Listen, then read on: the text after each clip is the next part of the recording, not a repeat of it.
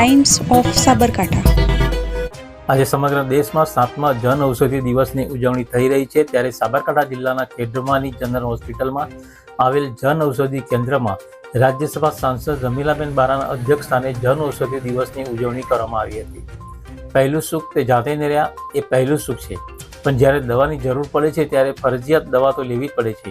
બીમારીથી સાજા થવા માટે મોંઘી કે સસ્તી દવા વગર ચાલવાનું નથી, તેવું રાજ્યસભા સાંસદ રમીલાબેન બારાએ વધુમાં જણાવતા કહેલ કે એ માટે વડાપ્રધાન નરેન્દ્ર મોદીએ દેશભરમાં 15,000 ઉપરાંત જન ઔષધિ કેન્દ્રો કાર્યરત કર્યા છે, જેમાં બજાર કિંમત કરતાં 70% થી 80% સસ્તી કિંમતે દવા મળી રહે છે। દેશના ગરીબ અને મધ્યમ વર્ગને પરવડે તે માટે જન ઔષધિ કેન્દ્રોમાંથી જ દવા લેવા અપીલ કરી હતી।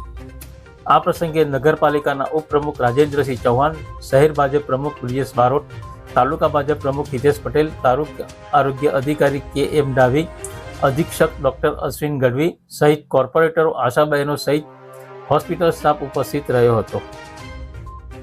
જન ઔષધિ દિવસ તરીકે 7મી માર્ચ 2019થી ઉજવવાનું દેશના વડાપ્રધાનની નેતૃત્વમાં માન્ય મોદી સાહેબે નક્કી કરેલ, તે અનુસંધાને છેલ્લા 7 વર્ષથી આ જન ઔષધિ દિવસ તરીકે ઉજવવામાં આવી રહ્યો છે।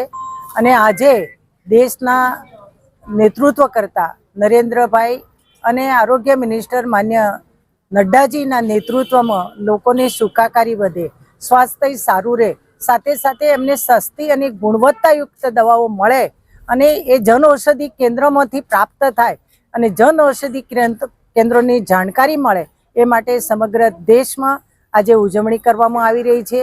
દેશના વડાપ્રધાન અને આરોગ્ય પ્રધાનના આદેશથી સમગ્ર દેશમાં આજે સાંસદશ્રીઓ આવા જન ઔષધિ કેન્દ્રમાં ઉપસ્થિત રહ્યા છે અને આપ આજે જોઈ શકો છો, આજે પ્રત્યેક જન સુધી આ વાત પહોંચે એટલા માટે અહીંયા મોટી સંખ્યામાં જનપ્રતિનિધિઓ, ચૂંટાયેલા લોકો અને આરોગ્ય સાથે કામ કરતા તબીબો અને આશા વર્કરો, નર્સો। Bureau report, times of Sabarkantha.